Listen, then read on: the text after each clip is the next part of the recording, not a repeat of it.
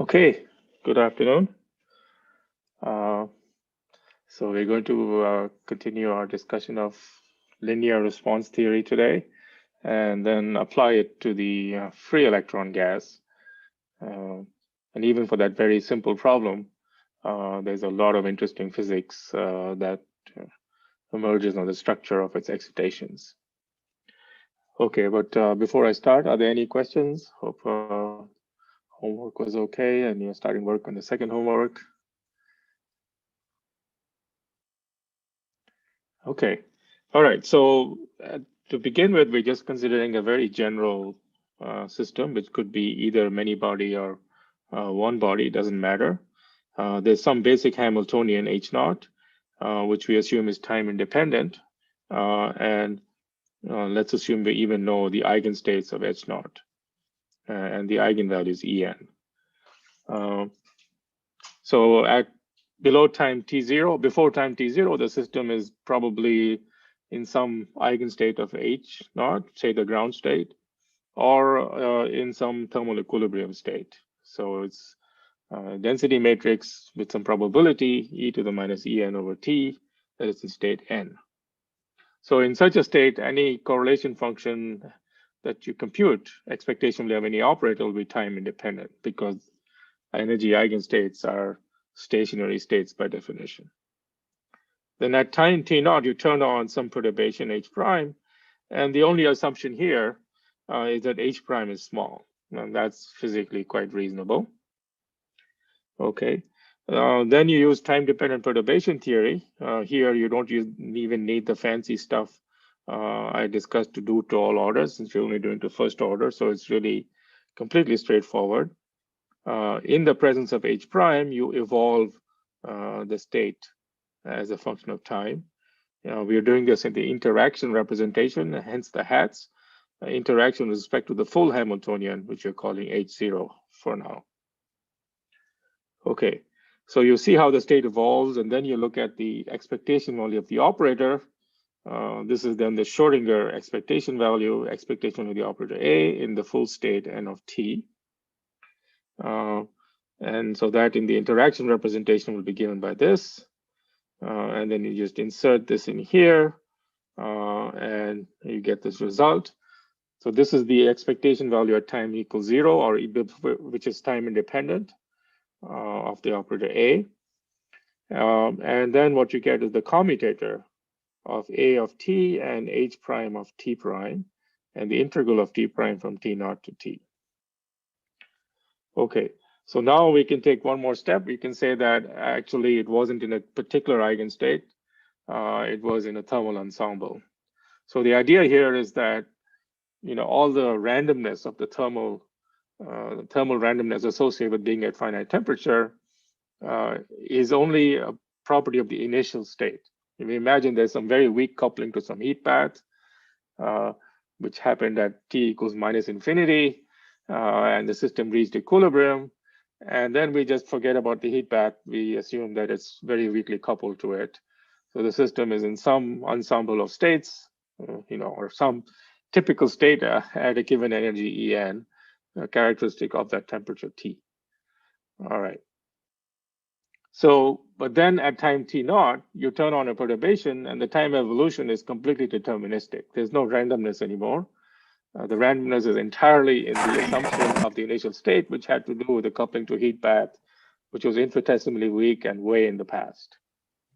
So the time evolution according to H prime is completely deterministic. And then you get some time-dependent state because H prime is time-dependent, and you're not in an eigenstate of anything. And so any operator will have some time dependence, and this is the time dependence we compute. And then to get the answer in a finite temperature, we average over the initial state. We average over the probability of being in state n.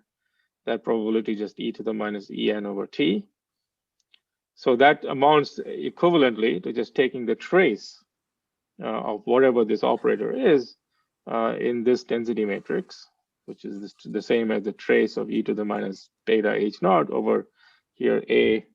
Let me not even call it A. This is some general operator O, or big theta, I guess, which is the same as this. All right. So so that's the basic result, that the expectation value of the operator A at time t is the thermal equilibration value, which is time independent, plus the time integral, the average value of the commutator of A of t and H prime of t prime. So that's the basic Kubo formula. It's really nothing but straightforward first order time dependent perturbation theory written in a slightly different way. So there's various ways of writing it. So here we say the change of A due to the presence of the perturbation is some response function, which I call C. So this C is a response function. The symbol R here is because it's a retarded response function. I'll explain what that is in a minute. So this defines a response function in A due to the presence of H prime. It's a function of two times t prime and t. In fact, it's only a function of the difference between them. The reason being that the expectation value of these operators now are just operators whose time evolution with respect to H naught. So they're with respect to a Hamiltonian that's time independent. All dependence on H prime is explicit. So this commutator only depends on the difference of the two times, as we'll see in many explicit calculations. And the other thing we do, which I guess, what I didn't write this properly. Well, let's see.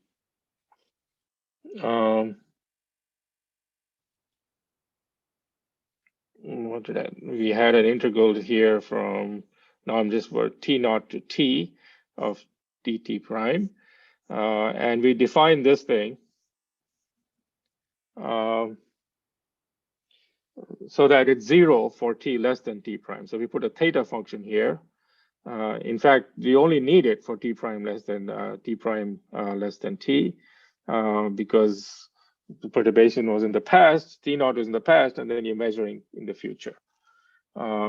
So you define this function for all t and t prime so that it's 0 when t is less than t prime, and is this minus I times the commutator for t greater than t prime. And that's what the symbol R means, meaning retarded response function, which just means that it vanishes for negative times.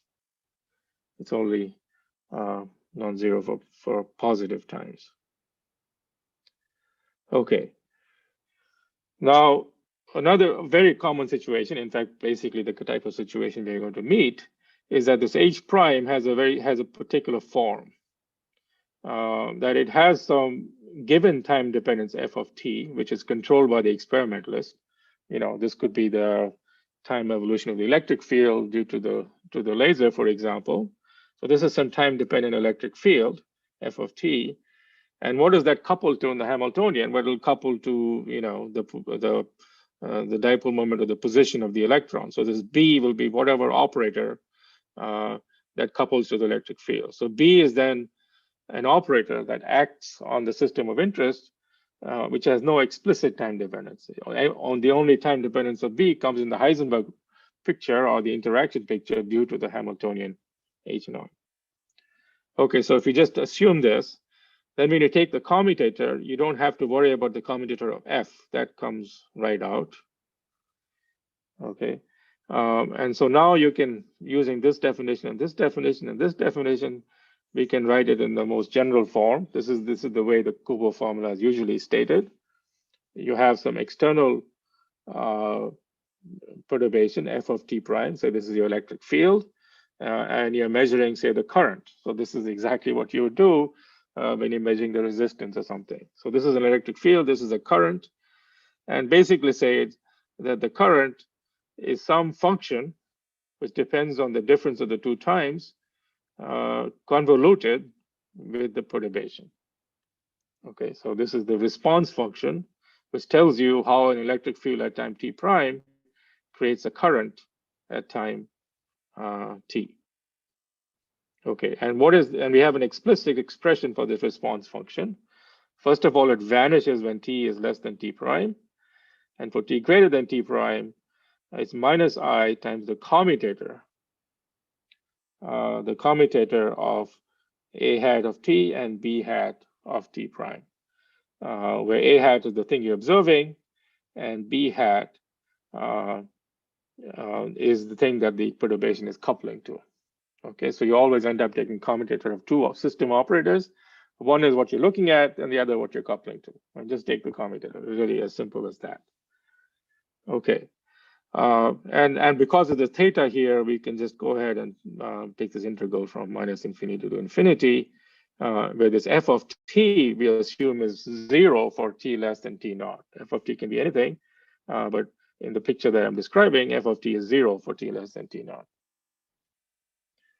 Okay, so that's the very general statement of the Kubo formula. That the response is the commutator of these two operators. Really extremely simple and something that you should remember. I should also note what this hats mean. So these hats, of course, represent the interaction representation, but it's an interaction representation with respect to the full Hamiltonian. So this is our full Hamiltonian. We've split it into two pieces, H naught and H prime. And the interaction representation here means that all the operators evolve under H naught, because H prime is our perturbation. Okay, but once you've got to the Kubo formula, we've effectively, that's the beauty of the Kubo formula, we've forgotten about perturbation. The perturbation is all in f of t. As far as we're concerned, the Kubo formula is just a property of our Hamiltonian. You give me Hamiltonian, you give me two operators A and B, I can compute CRAB. I don't even need to know what kind of experiment you're doing. I just will tell you what is CRAB, which is the response of A due to perturbation that couples to B. So since I'm only referring to H naught and not to any H prime, this operators now are Heisenberg operators with respect to H naught. And that's really the point of view we're going to take from now on, since H prime will just disappear from our view. And so this is just the Heisenberg time evolution of the operators in the full Hamiltonian of our system alone, which is H naught. Okay, so hopefully that's clear. And now also, because these things, these time limits go from minus infinity to infinity, the fact that only things in the past can affect things in the future, that's completely hidden in this theta function here.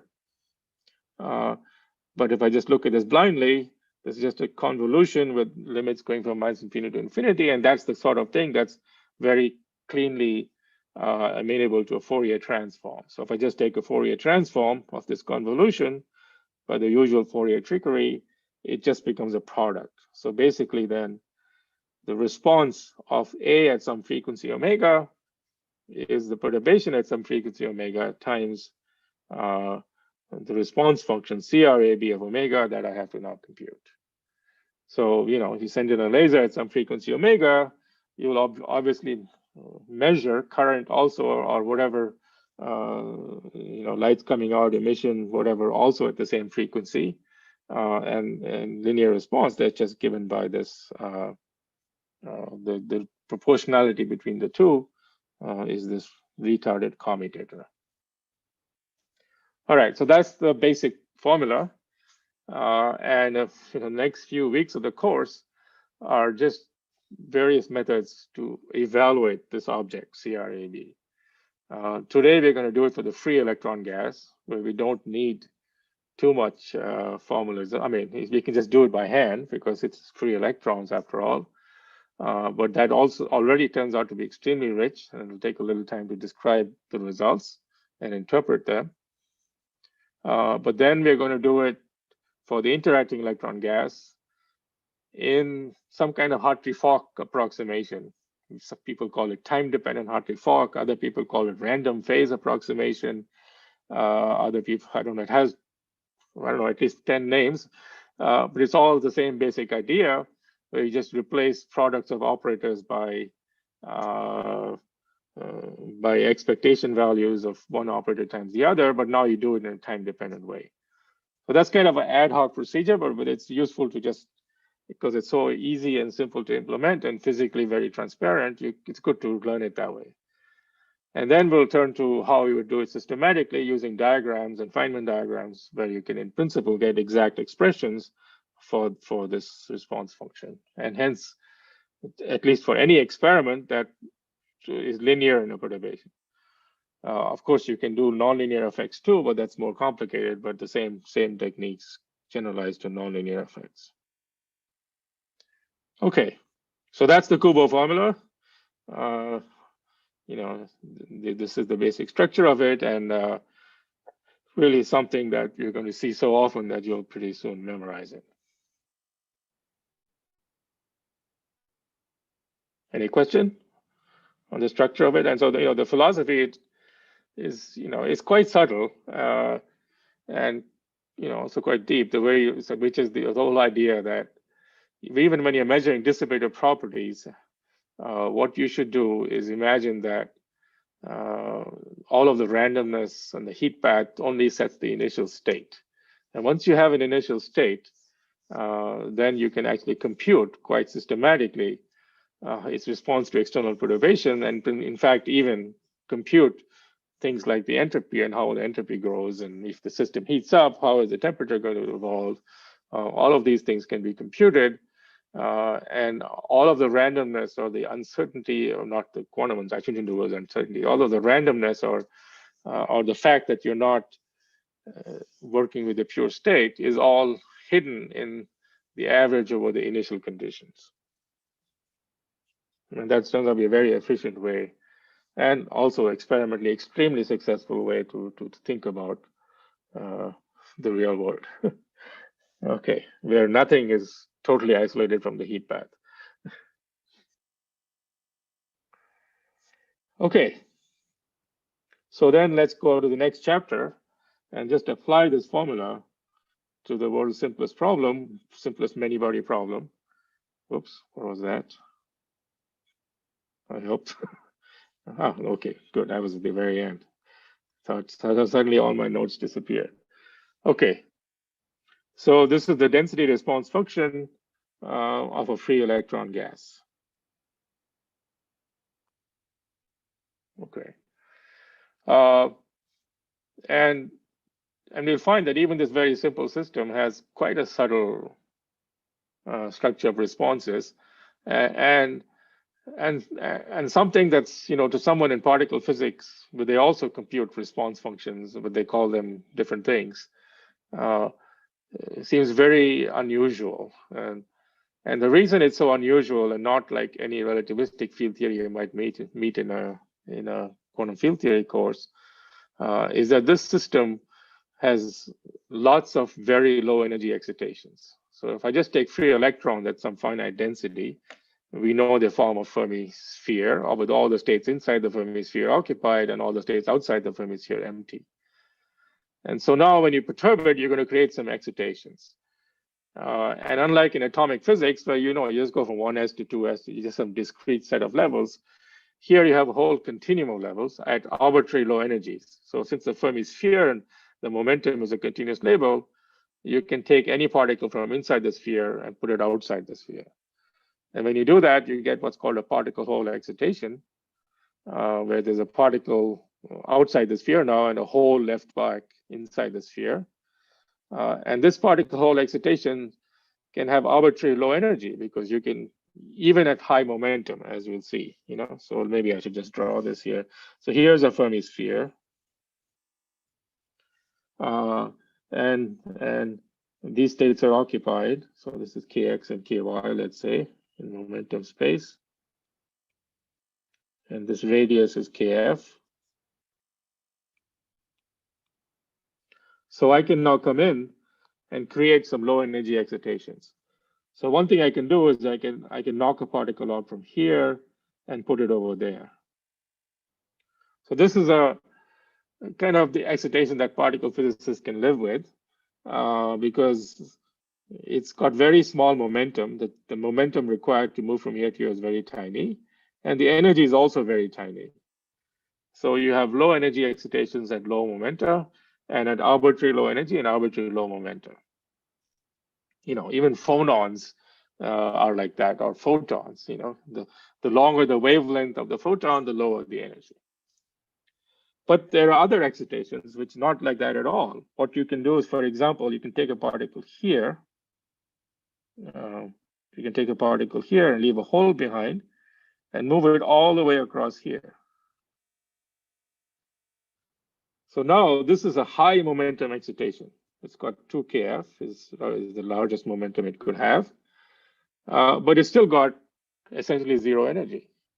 It can go from here to there with very little energy because the energy is constant on the surface of the sphere.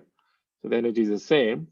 So as long as what measures at the radial coordinate, so you can have an excitation from just inside the sphere to just outside the sphere at very high momentum. So you have low energy excitation, not just at long momentum, but at a whole set of momenta. So there's a whole continuum of excitations with all kinds of momenta. And it seems kind of remarkable from a particle physics point of view. There's any such thing as stable, but in fact it is, up to some instabilities we're going to learn about, but it's pretty stable. And what stabilizes, of course, is just the exclusion of the fact these are fermions. Once you have fermions, there's nothing else they can do except compress into this Fermi sphere. Okay, so that's just a flavor of where we're going with this. All right, so the Hamiltonian is just this. This is our H naught. Just free electrons that with we even take them. We don't have any band, just some dispersion h bar squared k squared over 2m. And here's our perturbation. Our perturbation is an electrostatic potential. So we have some capacitor or back gate voltage. If this is a 2-dag, I have a gate voltage, and by controlling the voltage as a function of time and position, I can impose some time-dependent electrostatic potential, Fi x acting on rho. Okay, so here, just to avoid too many minus signs, I'm just going to assume that the charge of the electron of these fermions is 1. And if I want to put a charge, I'll put the symbol Q rather than E. And if you want to deal with physical electrons, you put Q equals minus E. But I don't want that minus E floating around everywhere. It confuses the already a very large number of signs you have to keep track of to get the correct answers. All right, in fact, here I don't even put a sign. So this is just the electrostatic potential acting on the charge density. And you know, if you want to be more precise, you can put a factor of Q here if you want, where Q would be minus E. Should there be a sigma on both of the wave functions in the density? Yes.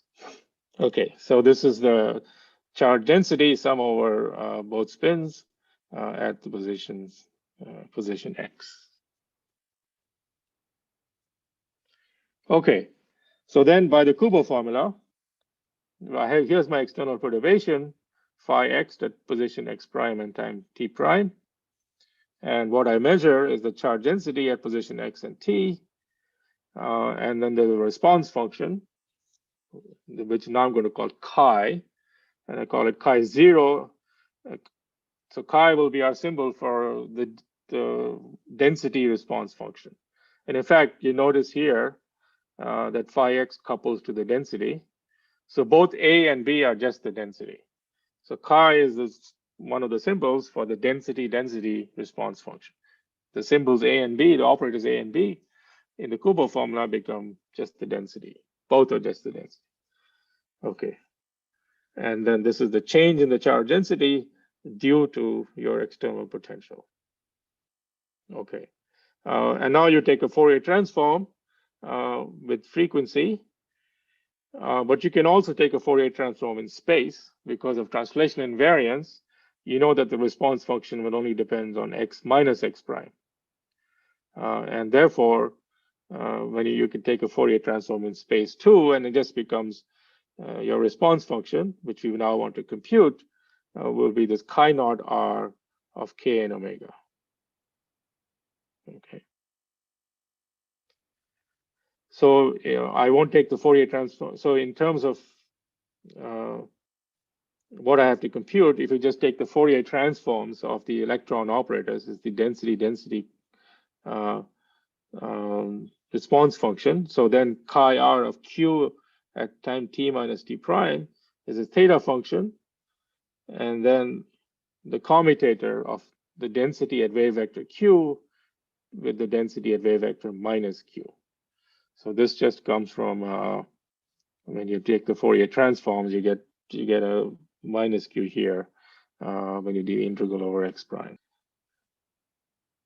All right, so then having computed this at some wave vector q, then I just take its Fourier transform in frequency.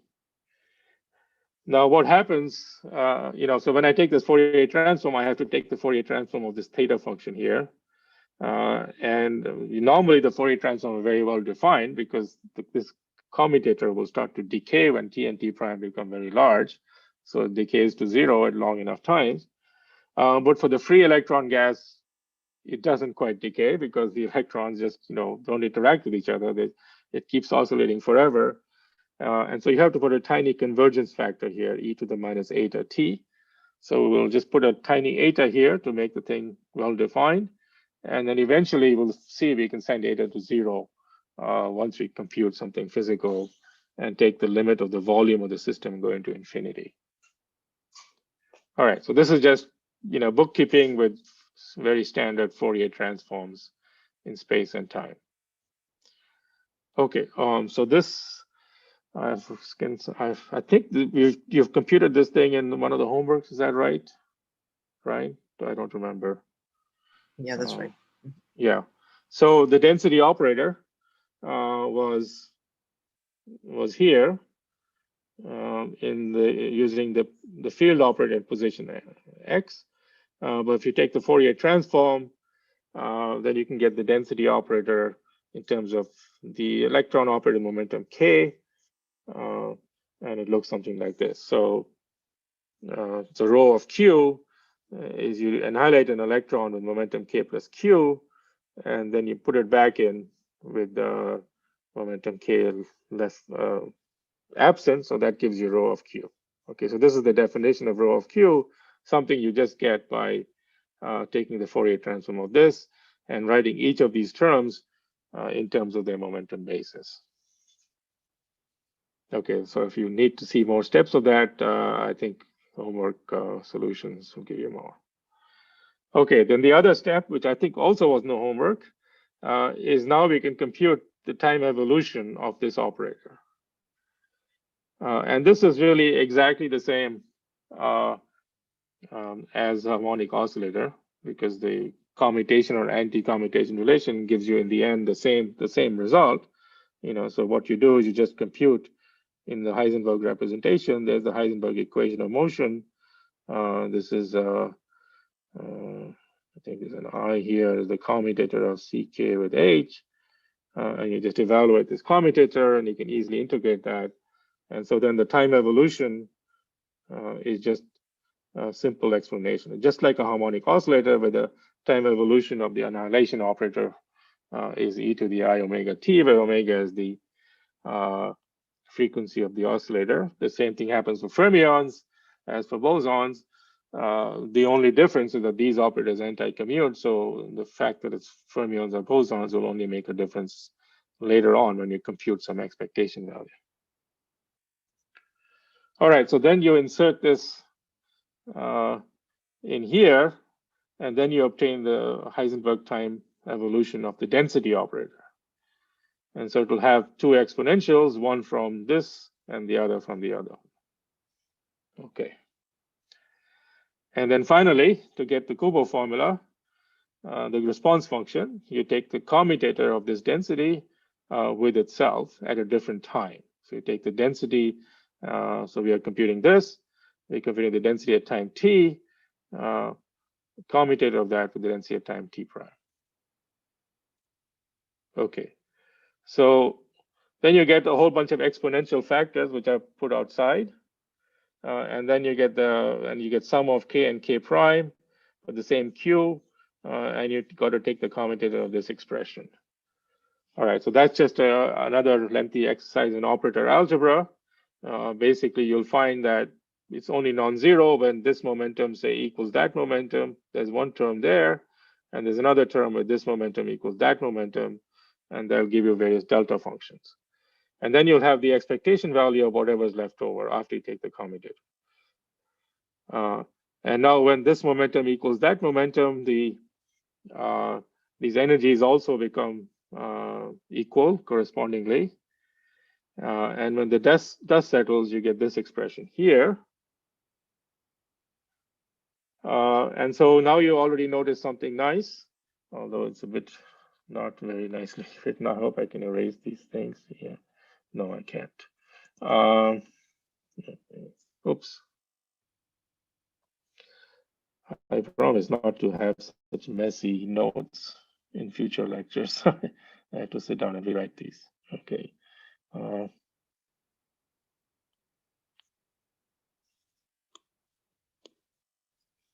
Okay. T minus T prime. Okay.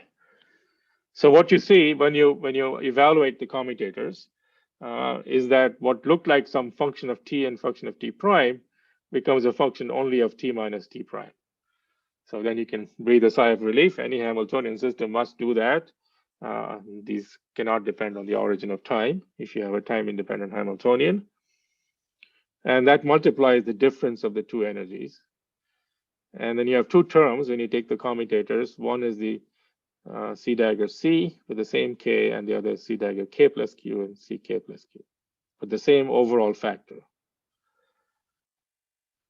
All right, so now this is just the expectation value of a free fermion, C dagger C, which is given by the Fermi distribution function, which I presume you've all seen or discussed in the homework. I mean, there's really it's really completely trivial to work this out. There are only two states with momentum K. There's the empty state. There's the empty state with the energy is 0, and there's the one state with one particle in it, and that has energy Ek minus mu. So the partition function is, they're just the sum of the terms corresponding to these, and then there's e to the minus Ek minus mu in the numerator, and then you just work it out, and it gives you this famous Fermi function.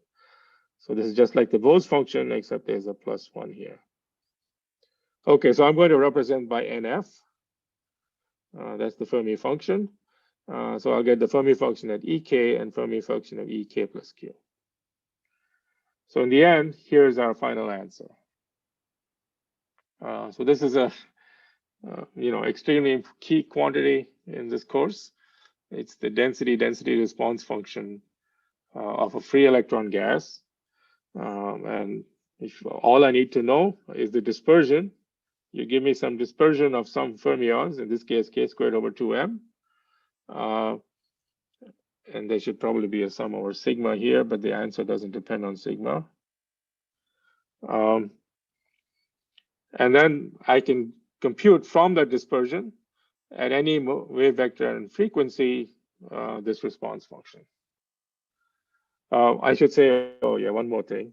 So now I have to finally take a Fourier transform.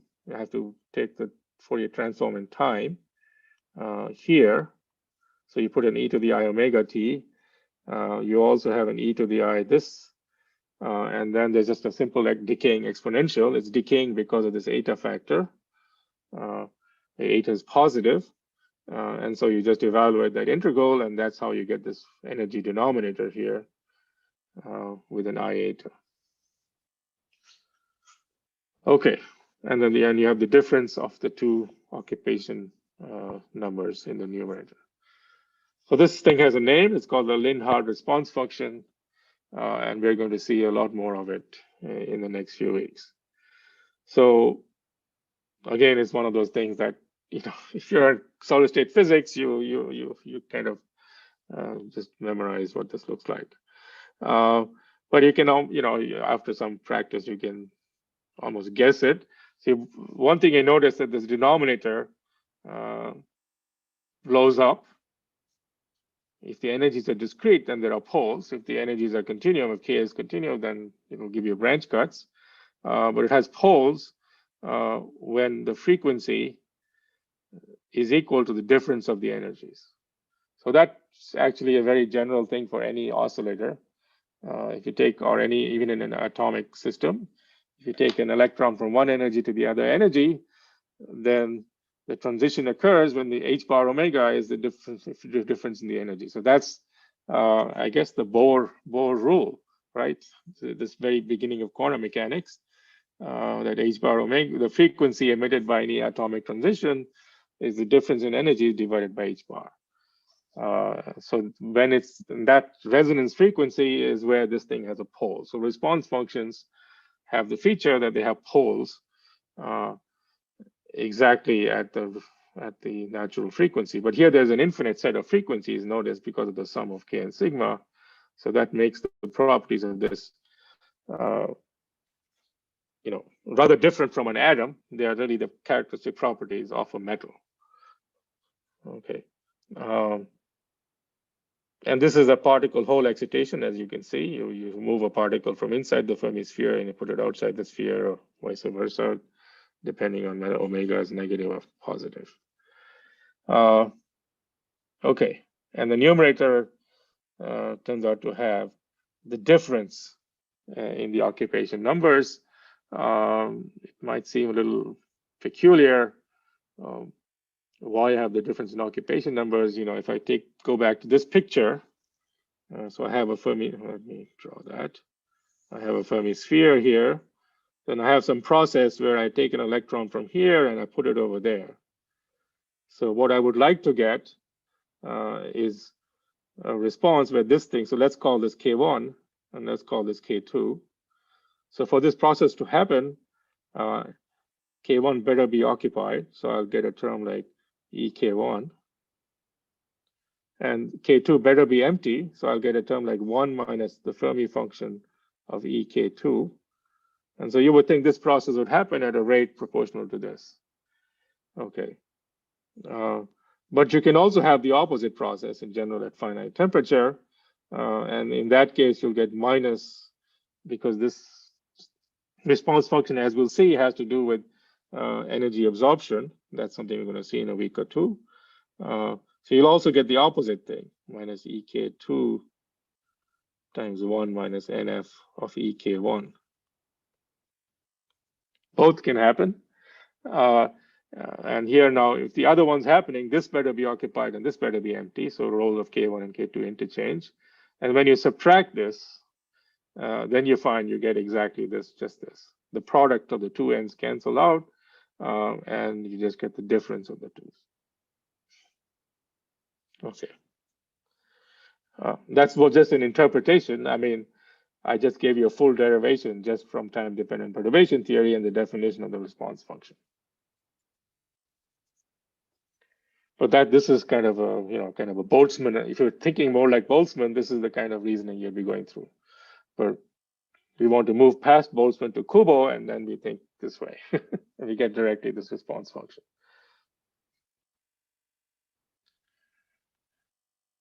Any questions on this result?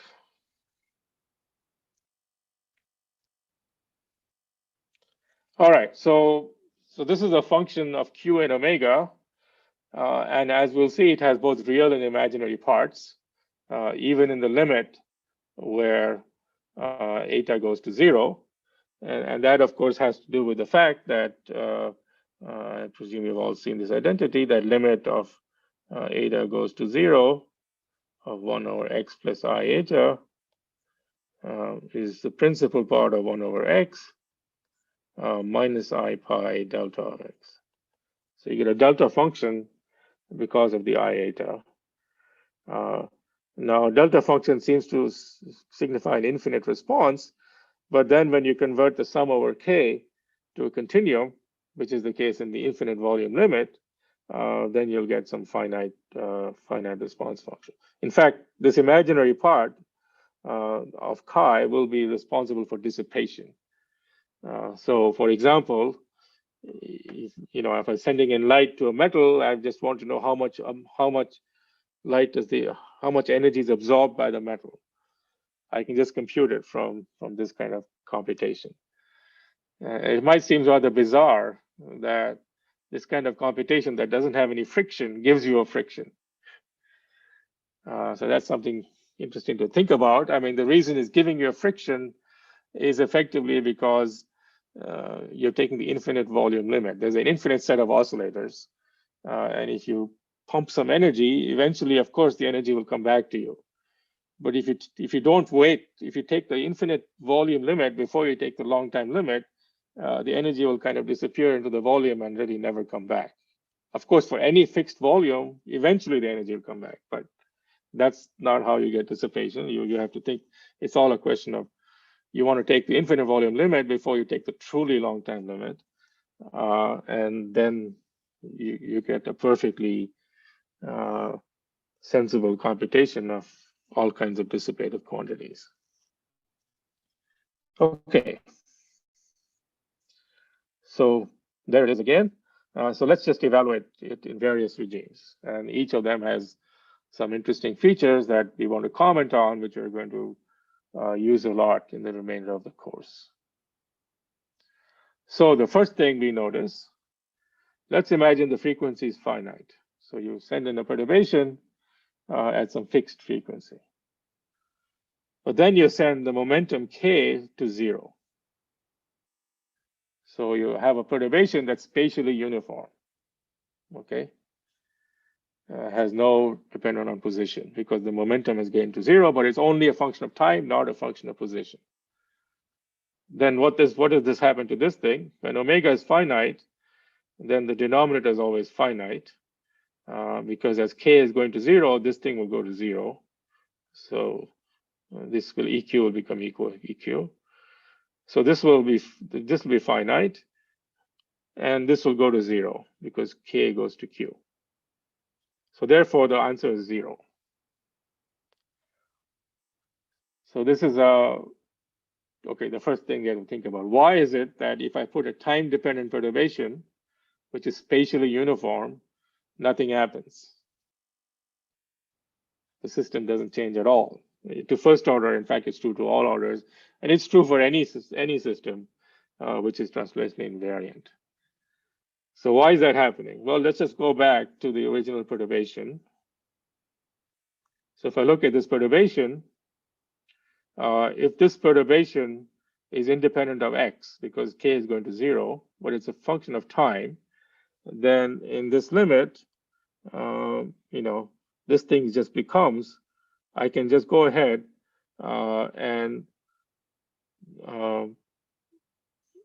pull this phi x outside the x integral. So this will become dt, and I'll have some phi x, which is only a function of t, and that's going to couple to the spatial integral of the electron density.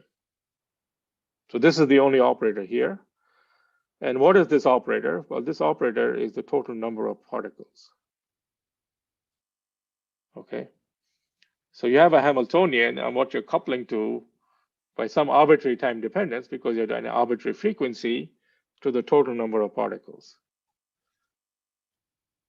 Now, the other property of the rest of the Hamiltonian, which we call H0 in the previous Kubo formula derivation, we know that the rest of the Hamiltonian, which I call H0, commutes with the number of particles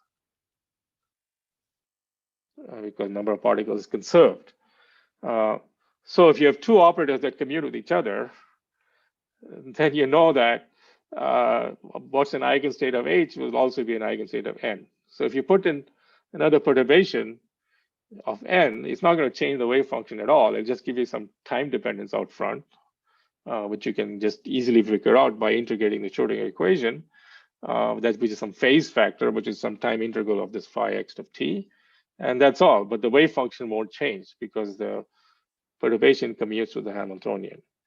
They have the same eigenstates. So that's why, because there's no change in density, there's no change in anything other than an overall phase factor in front of the wave function. So therefore, the response is 0 in this limit, where you first you keep frequency finite at any value you want, and then send k to 0. Okay. And the argument, as you can see, is very general. It didn't even rely on free particles. It was also true for the Jellium model. As long as you have translational symmetry, this is, as long as you have number conservation, basically, this is true. Sorry, I'm confused about this integration over phi external. I mean,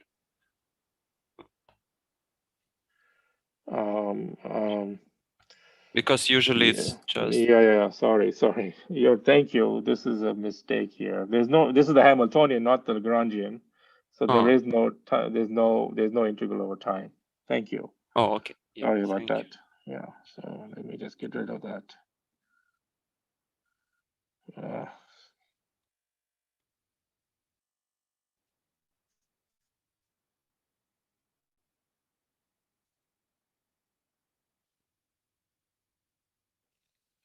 Okay, yeah, there's no time integration. Sorry. Yeah, so it's just some time-dependent perturbation acting on n, and that's the Hamiltonian. Sorry about that.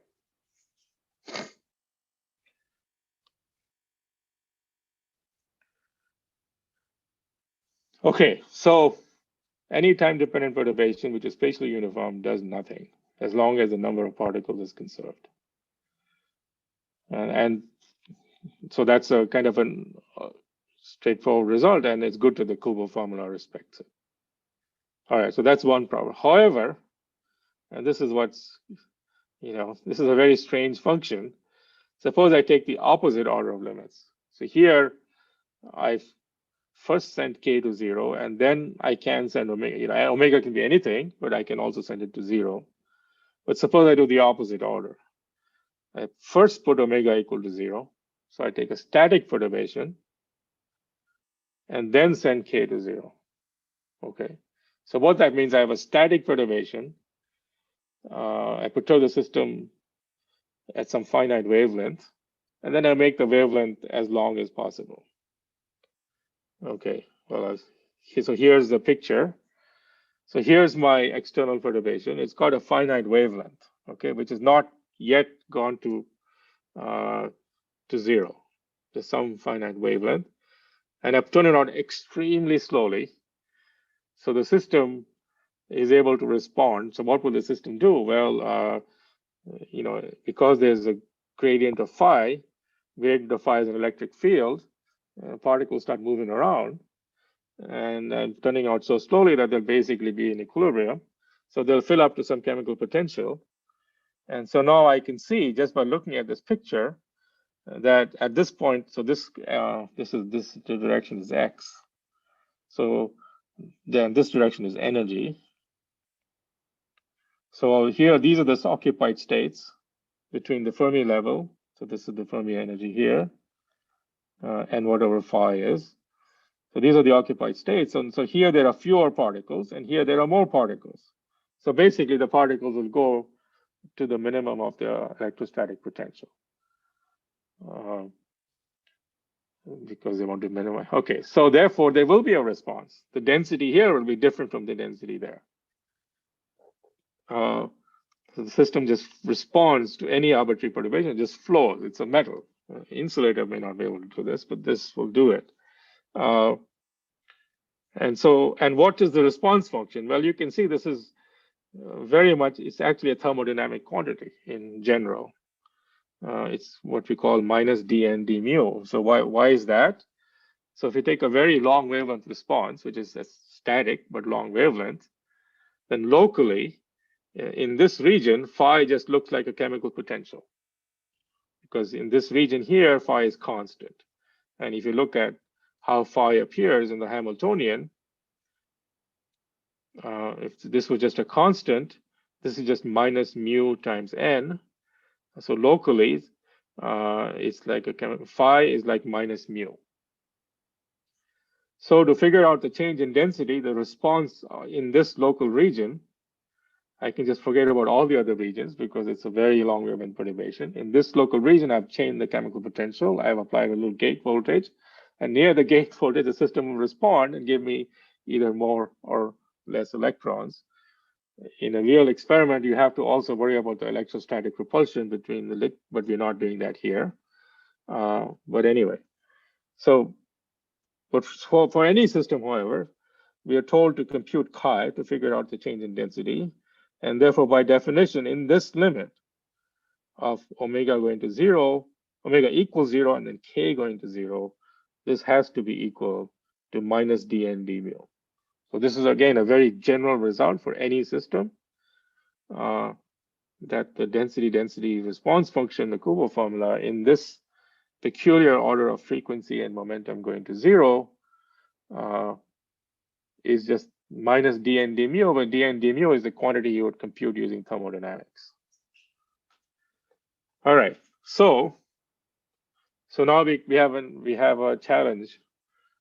We can just go back to open up my textbook of the free electron gas, my undergraduate stat mech book, and compute minus dn d mu.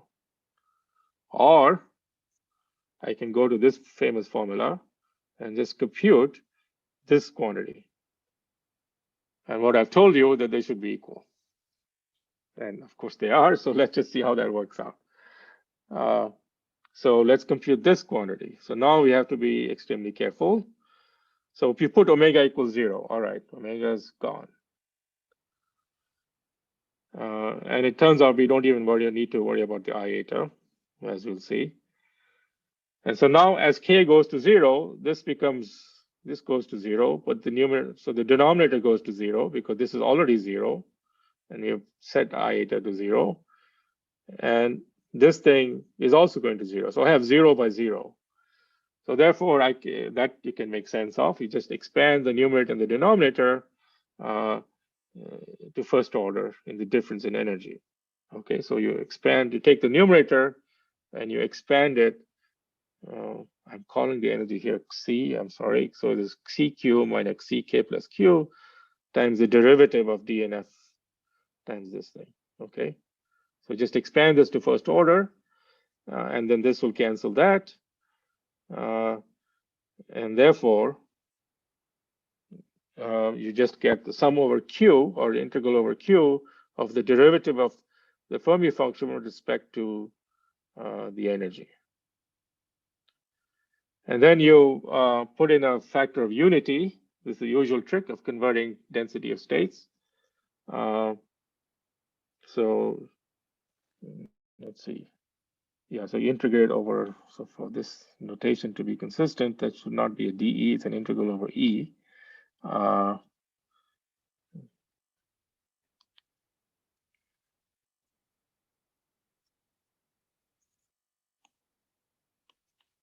Okay, so if I integrate over epsilon in this expression, I just get 1 or 2 when that 2 goes over there. That's a sum over spin. So I've done nothing. But I put a delta function of epsilon minus C of Q. And now, of course, I reverse the order of integration like we did last time. And this quantity, this is something that only depends on the dispersion, is exactly what we call the density of states. We also had this last time. So we have the density of states.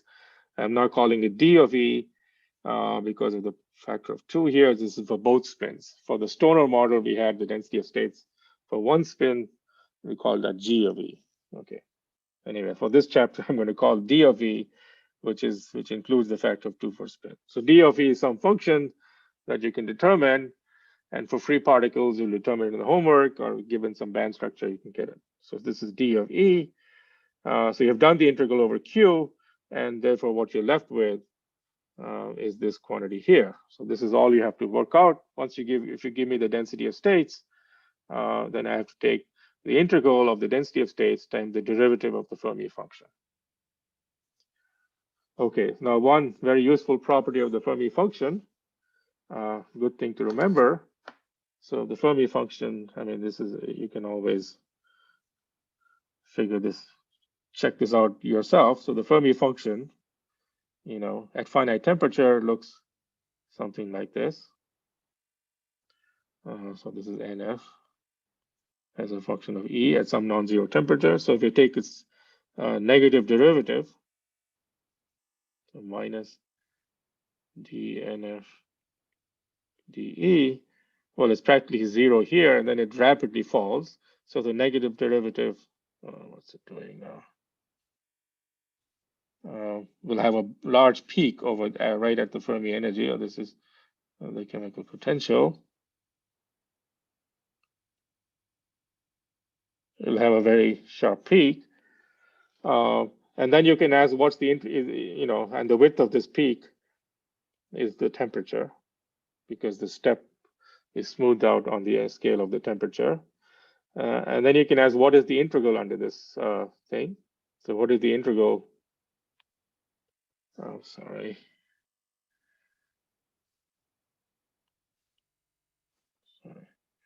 What is the integral dE minus dNF dE? Well, that's just the, you can integrate, that's the easiest function in the world to integrate. It gives you the difference between the value here and the value there. And here it's value 1, and here it's value 0. So this is just 1. So that tells me that as t goes to 0, limit is another useful thing to know, of minus dNF dE is just delta of E minus the chemical potential or the Fermi energy, which we generally put that, you know, we're going to absorb, if you absorb the chemical potential in the energy, that'll be just delta of E. All right, so this just becomes a delta function in the low temperature limit. And lo and behold, that's the density of states. And if you go into your StatMech book and figure out for some free Fermi gas, what is the compressibility? It is indeed exactly this expression. All right, and why is it negative? Well, it's negative, as you can see from this picture, because where phi is large, like over here, with the sign convention we're following, where phi is large, the density is smaller. Where phi is small, the density is larger. So that's why it is negative. Okay. So this is the compressibility, which is the same as the density of states for a free Fermi gas. So a free Fermi gas is a compressible system. But to see the compressibility, you have to be extremely careful. You have to put a finite wavelength response at 0 frequency, not the other way around. If you do it the other way around, you get no response because you're coupled to the conserved number. Okay. So, you know, of course, number of particles is always conserved, but the advantage of making a finite wavelength response is that the system will just send particles from one region to the other. And the total number will still be conserved, but you will see locally the density changing, and that's really all you care about as long as the wavelength is long enough. Okay, so that's property number 2. I think I'm out of time. I have about 4 more properties to talk about, and we'll do that next time. Of just this function. So we're going to spend at least another half an hour, maybe longer, just studying the properties of this function. You can find every book has pages and pages just describing this function. Actually, the textbook doesn't do much of it, surprisingly, but it's there in later chapters. But Feta and Valetka really talks about this function ad nauseum, or Mahan, or many other books. Any questions? Okay, I ask a question about linear response. Yeah. You mentioned that the approach can be generalized to a nonlinear case. Do you mean that if we keep higher order expansion in the interaction representation, we can possibly get a second harmonic response or something? Sure. I mean, there is a corresponding Kubo type formula. It's more complicated. It involves multiple commutators of many operators. But yes, you can. Okay, thanks. Sure. We're not going to do that in this course. We'll basically talk about linear response, but it's possible to generalize all of this to higher orders. Yes.